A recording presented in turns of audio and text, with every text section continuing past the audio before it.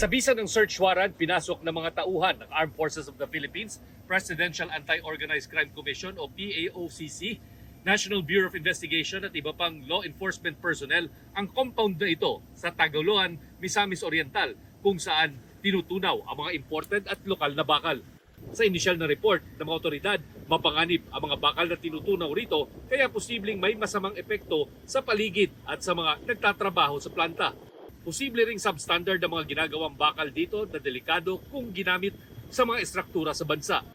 Ang planta ay nasa loob ng Philippine Veterans Development Corporation na under supervision ng Department of National Defense. Sa safety practices, may violation. Yung environmental damage ng mga tambak nila dyan, na sa tabi ng dagat, violation na ng environmental code natin. Ano? Pero kung merong pinsala sa community hazard, sa nature ng material, ang OCD ay nakatalaga na it will be the subject of further investigation by the NBI and the PAO.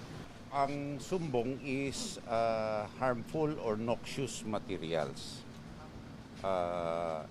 Ngayon, yan ay klina-classify, no?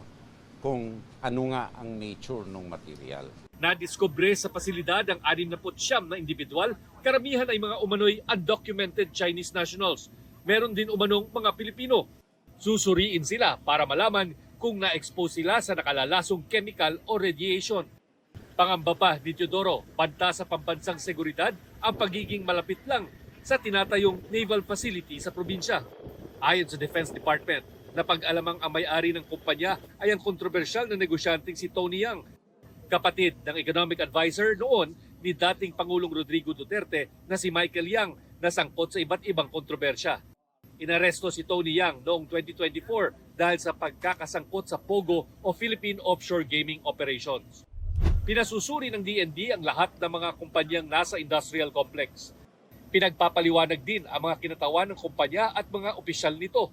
Chino Gaston, Nakatutok, 24 Oras.